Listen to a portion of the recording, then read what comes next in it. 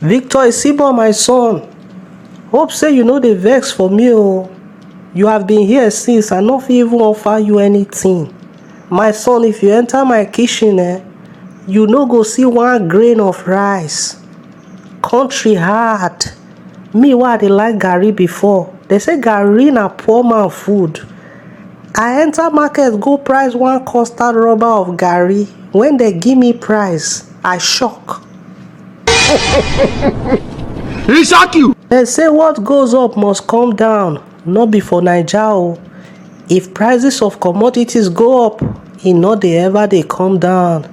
Dat na why you see say the average Nigerian man get high blood pressure, because as prices dey go up, na so our BP dey follow am dey rise. Dat na why you go see man go just stand, fall, begin foam for mouth before dem rush am reach hospital, gone too soon. There is God o. For dis country the cost of living dey cost the living their lives. Chai! To live life dey very expensive. You know how much dem dey sell a bottle of cold beer now? My brother, even to die no cheap o. You know how much dem dey sell a bottle of sniper now? This man. I hear say Presido don go put standby rescue team for Third Mainland Bridge. In case life tire you, you wan go there go jump. As soon as you jump like this, dem go rescue you. You go nowhere. Oh, no. Victor Isibor, I know say you no be pastor, but make you start to pray joor. Everything wowo. Omo, we don suffer for government hands. See how they use annoyance destroy P2P for Binance. Many traders don go into depression. Government dey transfer aggression. Since after NYSC, shishi dem no pay me. Government no know me. Dem no gree employ me.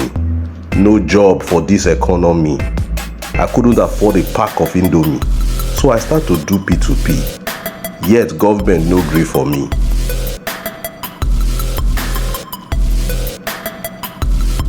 To live and survive in Naija na big wahala. Even to buy no dey cheap. You know how much for sniper? Make we talk about the naira. Dat one don fall yakata. Economy scatter. We need to start making money in dollar.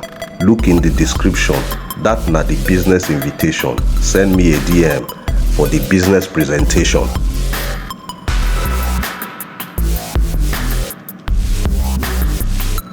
Dem say our economy is in a state of comatose.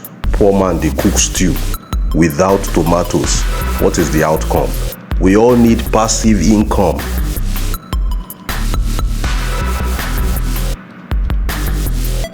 Even after the pay rise, minimum wage can't buy a bag of rice.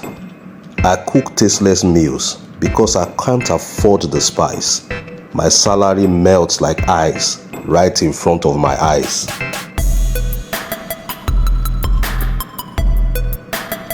I pour water for garri. The thing no gree rise. Even garri dey vex. The economy is in a mess. No even talk about cement. The price fit make you faint. The price of garri go cripple your salary. How much is rodo and tatashe? Alaye, my eye don see pepete. Na God go help us